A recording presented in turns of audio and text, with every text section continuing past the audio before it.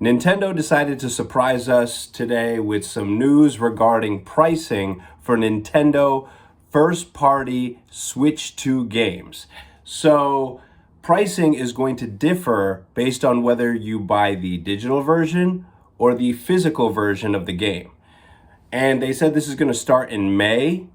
And the very first game they're going to do this with is Yoshi and the Mysterious Book, which looks like a baby game, by the way. But I just think it's funny how they choose this game to experiment with.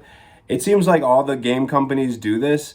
Like Xbox last year decided they were going to start charging $80 per game. And they said the first game that's going to be $80 is The Outer Worlds 2. It's like the most random game to make $80. Like, there's nobody like clamoring for, oh, The Outer Worlds 2. I mean, it's like, that's like an under the radar title. And it backfired on them. And eventually later in the year, when they realized nobody was pre-ordering the game because it was $80, they dropped it back down to 70, which is still too much, by the way.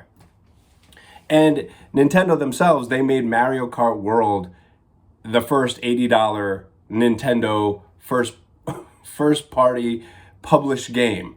I mean, I guess you could say Tears of the Kingdom Switch 2 edition was also $80, but this was the first brand new one because Tears of the Kingdom was on the Switch 1.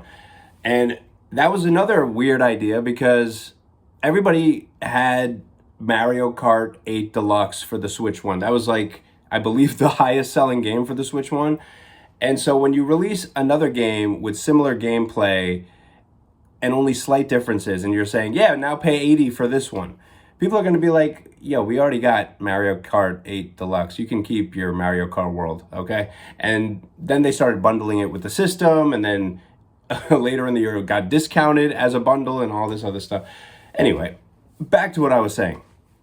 They want to punish you for buying physical versions of games, and Nintendo knows that fans of Nintendo prefer physical versions of games. They like to go to the store and get the little game in the case, and also the whole game is usually on the card. Not always, like Pokemon Pokopia is a game key card. But in this case, Yoshi and the Mysterious Book, I think the file size for it as of right now is between 20 and 21 gigabytes. So that whole thing should be on the game card.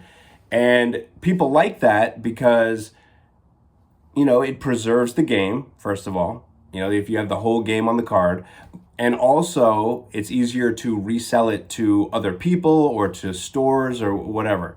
You know, it has more value than, let's say, a game key card, which people always wonder, you know, what about 30 years from now when I plug in a game key card, will it still download from whatever server? Who knows? We don't, it's all questionable. But if you have a game where the whole thing is on the card, like Yoshi and the Mysterious Book, I'm guessing is going to be, that has value on its own. Because like somebody 100 years from now, if they find a Switch 2 and they plug in that card, it should work, right? Without any additional download from the internet.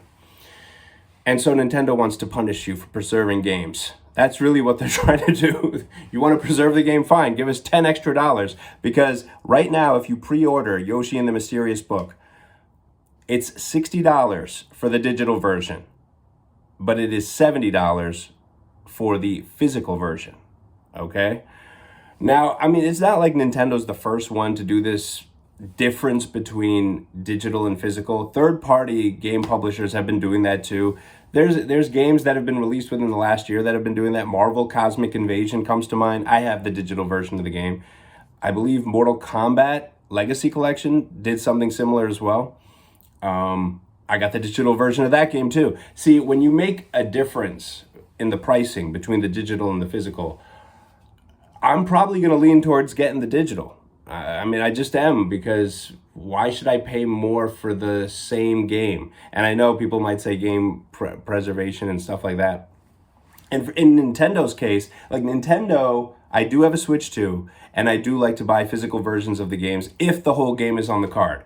So they're going to punish me because I like doing that. But what I'm going to do is probably wait to buy Nintendo Switch 2 physical games until they're on sale or something, or I can get it on a discount from like Amazon or some other third-party seller. And that's when I'll get the physical copy, because there's Best Buy has sales all the time, Amazon has sales all the time. I'm just not gonna pre-order it. I'll pre-order a physical copy from Nintendo. That's how I'm gonna deal with that, and that's just what I'm gonna do about it. Because although if it's a gigantic difference, like right now it's a $10 difference, but I mean if it's a considerable difference, like let's say third party publishers, sometimes they do like, okay, it's $50 for the digital version and it's 70 or 80 for the physical version. Obviously I'm going to get the digital.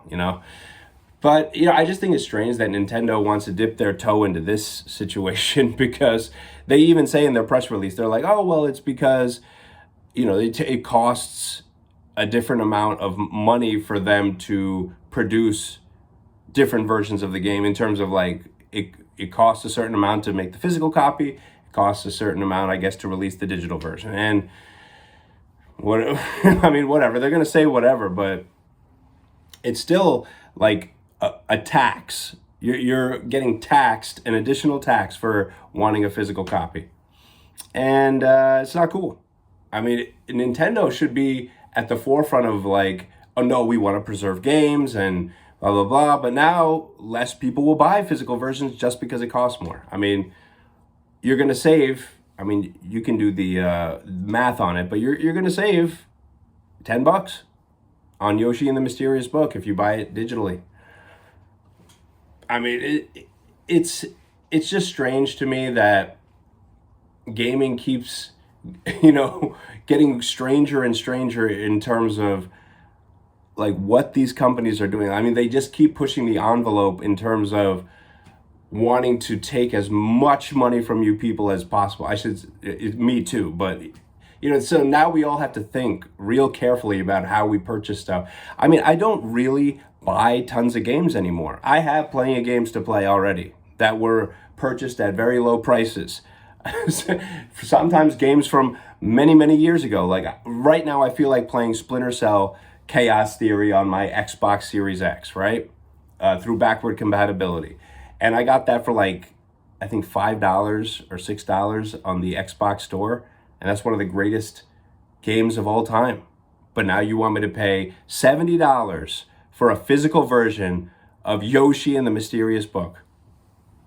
It's outrageous. It just, I mean, it's a business. It's no surprise.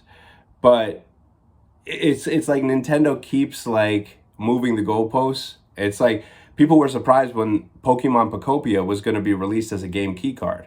That was a surprise for people because everyone figured Nintendo would always release their entire games, like the games that they are the first party publisher of, they're going to put the whole thing on a game card. And so Pocopia broke that trend. Now this, with the variable pricing regarding physical versus digital, I mean, wow. It's just, there's never any good news, is there? When are we going to get some good news? Maybe when Rockstar Games releases GTA 6 and they're like, hey, it's going to be $60 or $70. Isn't that sad that if Rockstar releases GTA 6 for $70, that's like everyone being like, oh, wow, thank you, Rockstar, for giving us a $70 game instead of $80, which is what other companies do. And I also think it's strange that Yoshi and the Mysterious Book is, actually, I guess it's not strange. I mean, they're releasing the physical version for 70. I'm sorry. Yeah, 70, and then the digital version is 60. And that's kind of interesting because $60 was the standard price for Switch 1 games. And it's kind of surprising to see a Switch 2 game being released at that price. But they mentioned right at the beginning when they released the Switch 2, they said there's going to be variable pricing. Like Mario Kart World is 80 and Donkey Kong Bonanza was 70. Now this Yoshi game, you can get it for 60. Why certain games are valued at certain prices, who knows? But I just don't like that idea that you're paying more because you want a physical copy of the game. It just further cements Nintendo as this money-hungry machine. And I don't think they care because they know everyone's just going to buy it anyway. And they're going to buy it physically. I guarantee you most sales for, oh, actually, this would be interesting to look at. What's going to be the breakdown between digital sales and physical sales of Yoshi and the Mysterious Book? This will be an interesting experiment for Nintendo and for all of us to see. I mean, I hope that's tracked where we can find out were more physical copies sold than digital copies for this game. And I'm guessing more digital copies will be sold, but the margin between who buys physical versus digital, I think it'll be a different margin than for the average game where the price is the same. I think people will buy, I think less physical copies of this game will be sold, obviously. I mean, that's to be expected, but you never know. Maybe Nintendo and this game could prove us all wrong, and people will just go shell out whatever they have to get a physical copy of the game.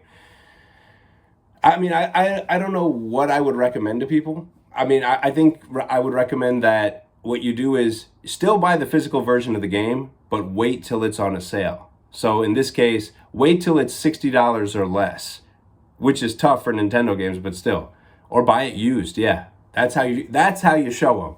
Buy a used copy from some store of Yoshi and the Mysterious Book, whether it's Amazon, GameStop, whoever.